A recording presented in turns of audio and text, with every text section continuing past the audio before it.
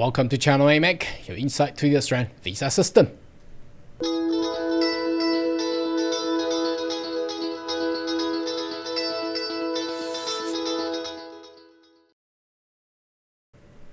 Good day everyone, my name is Carl Young, your online YouTube visa consultant.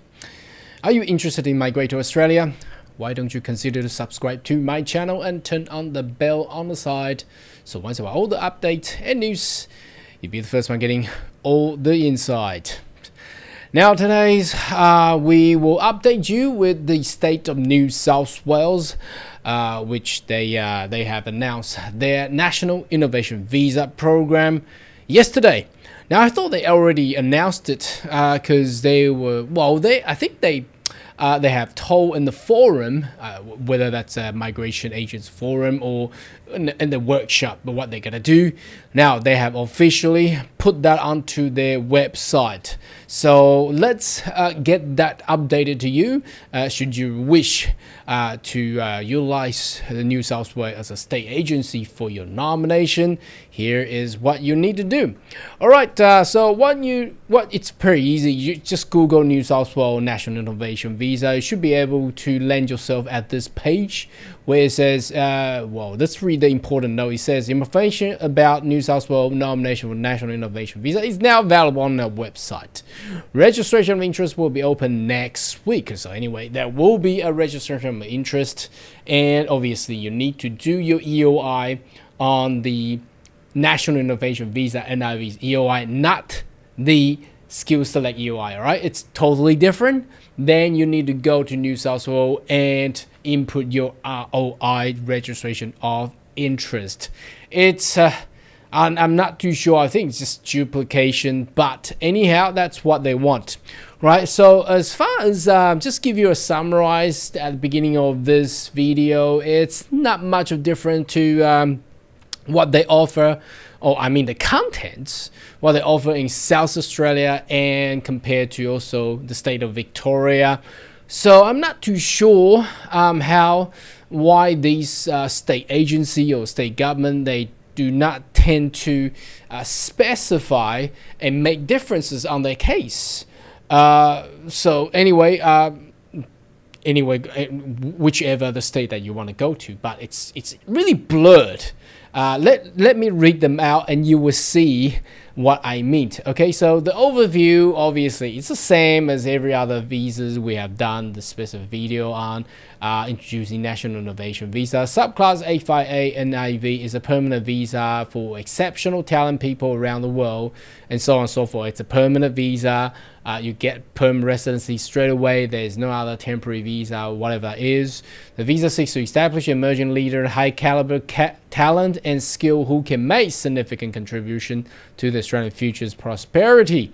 This included the researchers, global researchers, entrepreneur, innovative, investors, athletes, and creatives. That's for the artists, for that what I mean by creatives.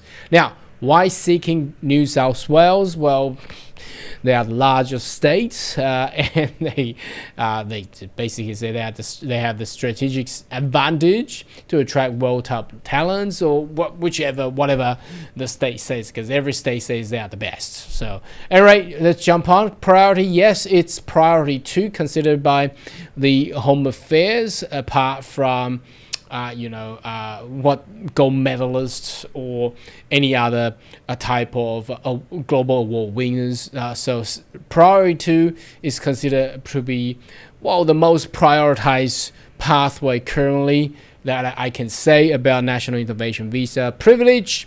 Our nomination process is delivery rigorous. Your application will review holistically by domain experts and may include endorsement from a recognized leader in your field. Partnership, New South Wales sees ourselves as the first strategic partner in Australia. Will stay connected and help you to build local network and opportunity to make a stronger contribution here. Explore your pathway. Here we go. All right. Now, there are a few. But the problem here, again, as you can see, it's not specific enough. It should have more content and detail here. So let's have a read. No two exceptional people are the same. That's why National Innovation Visa Nomination Framework over 5 distinct pathways. Research on academic, your research on global impact. Well, how is it gonna be? How do they measure whether or not it's a global impact? Let's accelerate it in New South. That means they want your researchers to be relocate if it's not in New South Wales, relocated to New South Wales, which is it's quite hard. You see, it's not easy to relocate a lab, for example. If it's a biomech or health tech or any other things to relocate your researchers, even with high tech, for example, quantum and things like that. It's gonna be hard. It's you know, you need to talk to the university and you talk to your incubators and correlate or collaborate, whatever that is. It's not that easy. All right, entrepreneur, you don't fit in the box. Neither does our nomination. Bring your vision and scale in your business in New South Wales. Well, basically, they ask you to take your business to New South Wales. Which is hard as well in the current economic situation where the U.S. as a largest tech states of the world is trying to attract all the tech business to the United States of America, and with the tax incentive, and which in comparison, to be honest, Australia doesn't provide as much incentive as other countries. For example, all the Asian countries, Taiwan, Japan, Korea, China, and Europe, and United States, USA. So not too sure whether you would like to do that. It's gonna be more costly to bring your business, a tech business, to New South Wales, to Australia, compared to any other nation out there. So I'm not too sure how they're going to attract people like that. Innovative investors invest more than just capital. So not just capital. Wow. What else? Become a strategic partner of New South Wales startup ecosystem. Not too sure what they mean by invest more than just capital. What else can you invest? All right. They don't say it. The only two things that it's pretty straightforward. It's a sports professional. It's pretty straightforward. There's not much of distinct levels for sports professional and creative professional. That's generally back in where they call distinctive talent visa back then. So anyhow, and then they will say how to get started. You need to get your EOI and ROI and so on and so forth. So there's a little explore our New South Wales nomination pathway that I just clicked it and let's go there and just telling you some of more detail there. So if we click in here, they will give you some more detail about how international standing, potential contribution, endorsements, and then we go to entrepreneur. Again, track record. This is all the same information that the Department of Home Affairs provided. Innovation, scalability of your venture.